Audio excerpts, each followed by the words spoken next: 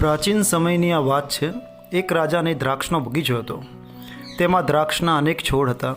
બગીચાની દેખરેખ કરનાર માળી રોજ દ્રાક્ષ તોડીને રાજા માટે લાવતો હતો। એક દિવસ બગીચામાં એક પક્ષી આવ્યું અને તેણે દ્રાક્ષ ખાવાનું શરૂ કરી દીધું। પછી મીઠી દ્રાક્ષ ખાઈ લેતું અને ખાટી ખાટી દ્રાક્ષ તે નીચે પાડી દેતું હતું। માળીએ પહેલા દિવસે તો ધ્યાન આપ્યું નહીં। બીજા દિવસે તે ફરી પક્ષી ત્યાં આવ્યું અને તેણે દ્રાક્ષ ખાવાનું શરૂ કરી દીધું। તે પછી તે પક્ષી રોજ આવવા લાગ્યું। હવે તે માળી પરેશાન થઈ ગયો હતો। માળીએ પક્ષીને ભગાડવાની ખૂબ જ કોશિશ કરી, પરંતુ તેને સફળતા મળી નહીં। છેલ્લે હારીને માળી રાજા પાસે પહોંચ્યો અને રાજાને સંપૂર્ણ વાત જણાવી દીધી।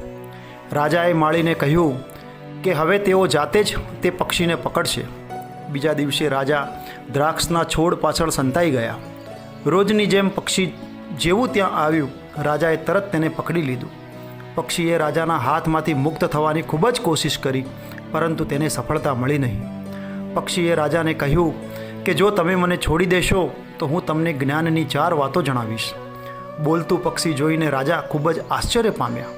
તેમણે કહ્યું કે પહેલાં 4 વાતો જણાવો, તે પછી જ હું વિચારીશ। પક્ષીએ પહેલી વાત જણાવી કે હાથમાં આવેલા દુશ્મનને ક્યારેય છોડવો જોઈએ નહીં। બીજી વાત જણાવતા કહ્યું, ક્યારેય કોઈ અશક્ય વાત ઉપર વિશ્વાસ કરો નહીં। ત્રીજી વાત, વીતેલી વાતો ઉપર પસ્તાવો કરવો નહીં। 3 વાતો કહ્યા પછી પક્ષીએ રાજાને કહ્યું કે હું તમારા હાથમાં ફસાઈ ગઈ છું।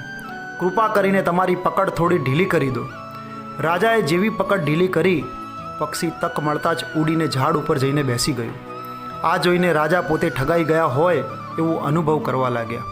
પક્ષીએ કહ્યું કે રાજન, ચોથી વાત એ છે કે સારી વાતો સાંભળવાથી કોઈ જ લાભ મળતો નથી।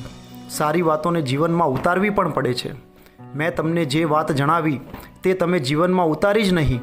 તમે મને એટલે કે દુશ્મનને છોડી દીધો। મારી અશક્ય વાતો ઉપર તમે વિશ્વાસ કર્યો અને મને છોડીને પસ્તાઈ પણ રહ્યા છો। રાજાને પક્ષીની વાત સમજાઈ ગઈ અને તેણે સંકલ્પ લીધો કે હવે તે આ વાતોને પોતાના જીવનમાં ઉતારશે। નમસ્કાર મિત્રો, જો તમને આ વાર્તા પસંદ આવી હોય તો ચેનલને લાઈક, શેર અને સબસ્ક્રાઈબ કરવાનું ભૂલતા નહીં। ધન્યવાદ।